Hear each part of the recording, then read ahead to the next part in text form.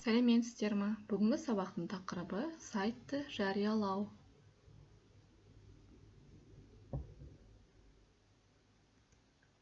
Сабақтың мақсаты сіздер құрылған сайтты жариялау туралы мағлұмат аласыздар, домен, хост сияқты түсінікке ие боласыздар және осыған дейінгі алынған мәліметтеріңізді қорытындылайтын боласыздар. Сайтты жариялау, сайт туралы, веб-сайт, гипермәтін, гиперсілтеме сияқты осыға қайтын терминдерді түсініп, онымен жұмыс жасадыңыздар. Енді сайтты жариялау туралы Blognet платформасы арқылы сіздерге ақпарат бергім келіп отыр.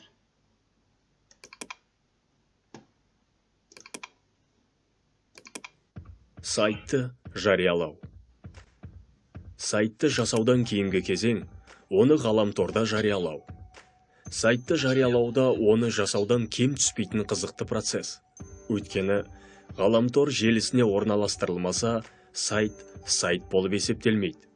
Сонымен сіздің сайтыңыз ғаламтор желісінің миллиондаған жұртшылығына қолжетімді болу үшін екі нәрсені жасауыңыз керек. Бірінші, сайтқа жеке атау, яғни домен беру керек. Екінші, сайтты қандай да бір серверге орналастырып, хостинг қызметін пайдалану қажет. Домендік атауды таңдау. Ғаламтор желісінде ақпарат алмасатын компьютерлердің бәрі ерекше IP мекенжайға ие. Әрбір мекенжай 212, 48, 153, 193 түрде берілген 32 биттік екілік сан.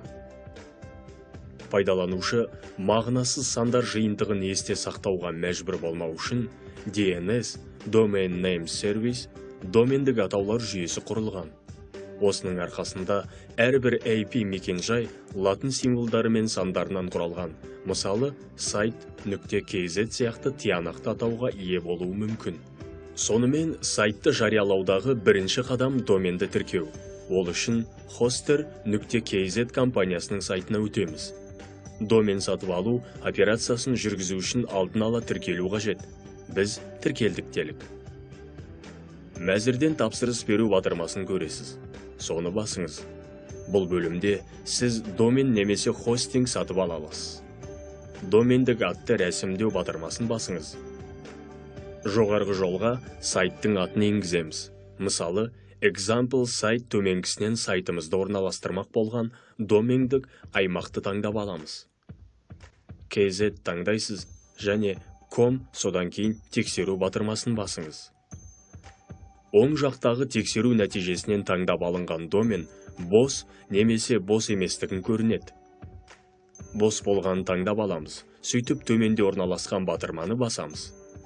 Содан кейін домен пайдаланылатын мерзімді таңдаймыз. Сөйтіп құру батырмасын басамыз. Шаблонға example сайт деген ат береміз және тіркеуді жалғастырамыз. Ашылған бөлімге өзіміздің жеке басымызға қатысты мәліметтерді енгіземіз. Сол кезде телефоныңызға растау коды жазылған SMS келуі керек. Осымен домен сатып алынды деп есептейік. Енді хостинг сатып алуға көшейік. Басқы бетке қайтып келіп, қайтадан жоғарғы мәзірдегі тапсырыс беру батырмасын басамыз. Ашылған бөлімнен хостинг сатып алу мәзірін таңдаймыз.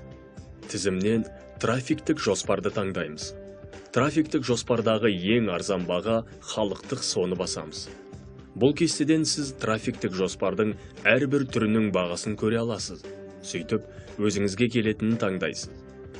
Келесі терезеден хостингті қанша уақытқа сатып алатынымызды белгілейміз. Барлық операцияларды орындап болған соң, белгіленген позициялардан есеп тапсырысты қалыптастыру батырмасын басамыз. Осыны басқаннан кейін электронды поштаңызға хат келеді. Бұл сабақтағы келесі қадам файлдарды FTP клиенттің көмегімен жариялау болмақ. Бағдарламалар тізімінен файл Zillаны ашамыз. Жоғарғы жағына хост, пайдаланушының атын, құпия сөз бен портты толтыру керек. Бұл мәліметтердің бәрін сізге хостингті сатып алған компания береді. Бұл мағлұматтар веб-серверге кіру мүмкіндігі. Жоғарғы жолдарды толтырып, тез қосу батырмасын басамыз. Бағдарламаның ортаңғы бөлігіндегі сол жақ терезе сіздің компьютеріңіздің каталогы, оң жақ веб-сервердегі каталог. Сайтыңыз ғаламтордан шығу үшін файлдарды 3W бумасына салу керек. Файлдарыңызды сол жақ терезеден оң жаққа алып келіңіз. Содан кейін браузердің мекенжай жолына доменіңіздің атын жаза аласыз. Сонда жүктелген файлдар бет түрінде көрінеді.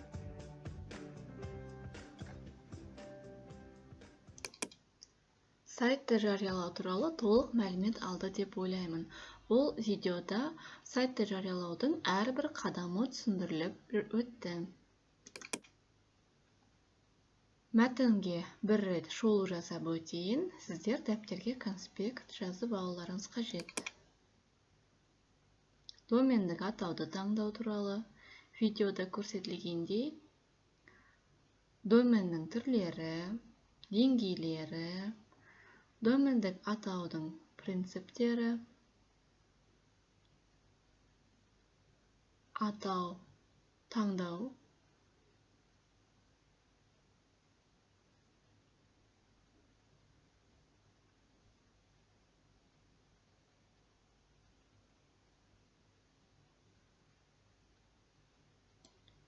сайтты қалай жариялау керектігінің айтылған мәтіні. Мәтінді жазғаннан кейін, бейнероликті көргеннен кейін жаттығу жұмыстарын орындаңыз.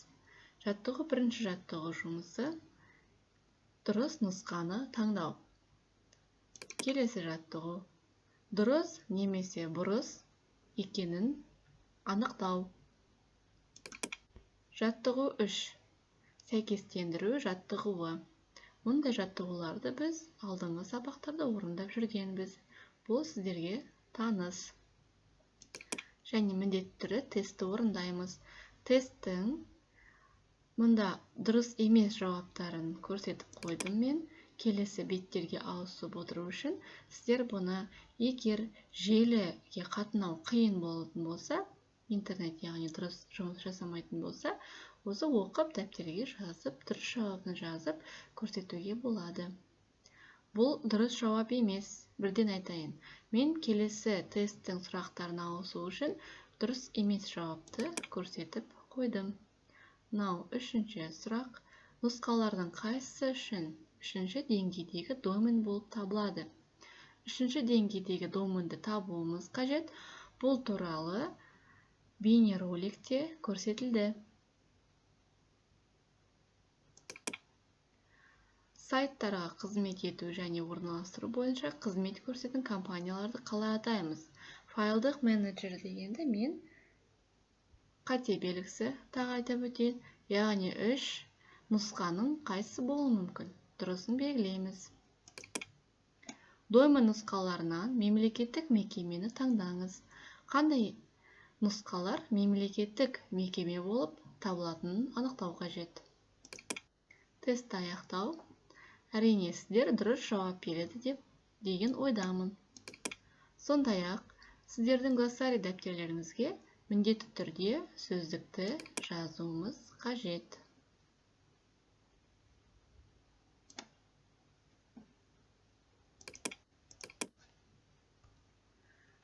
Сайтты жариялау тапсырмасы бойынша, бірінші тапсырмада сайтты жариялау тақырыбы бойынша тапсырманы орындау қажет. Мен жаңа жоғарыда көрсетіп отырған жаттығуларды орындау қажет, тестті орындау керек, міндетті түрде орындауымыз қажет. Айтып өттім ғой, интернет дұрыс жұмыс жасамайтын болса, мен видеода тоқтатып көрсетіп отырдым, соған қарай отырып дәптерге орындаймыз. Тапсырма 2. Өз тобыңыз HTML құжатын жасаңыз. Құжатта тобыңыздағы студенттер тізімі, кесте және топтың фотосуреті болуы керек. Фотосурет, кесте, тізім, әрқайсының тегтерін біз алдыңғы сабақта өттік. Өз фамилияңызға гиперсілтеме жасап, өзіңіздің жеке бетіңіз, яғни сіздің жеке HTML құжатыңыз, онда сіз туралы шағын ақпарат болуы керек, шақыратында етіңіз. Яғни, өз фамилияңызды басқан кезде веб-бет келесі бетке ауысуы қажет. Келесі бетте сіз туралы тағы да қосымша ақпараттар болуы қажет. Сондай-ақ, Сілтемедегі түстерді ауыстыруды ұмытпаңыз. Сілтемедегі түстерді ауыстыру link тегі атрибуты болып табылады. Және тышқанмен сол аты жөніңізге мысалы сілтеме бар ғой, соған тышқанмен жақындаған кезде қандай түс болады, және сол сілтемеден басқаннан кейін қандай түс болатынын міндетті түрде орнатыңыз. Тапсырма 3. Тапсырма 2 жасалынған веб-бетке фондық дыбысты орнатыңыз. Фондық дыбысты орнату тегін біз алдыңғы сабақта өттік. Қандай тек деп ойлайсыз? Еске түсіріп, міндетті түрде фондық дыбыс қою қажет. Тапсырма 4. Домен сайтты жариялау ұғымдары бойынша түсінгеніңізді жазыңыз. Түсінгеніңізді дәптерге жазу арқылы сіз осы тақырыпты қорытындылайсыз. Сайтты жариялаудың әрбір әдістерін, әрбір қадамын жазу қажет. Осымен сабақ аяқталды. Сау болыңыздар.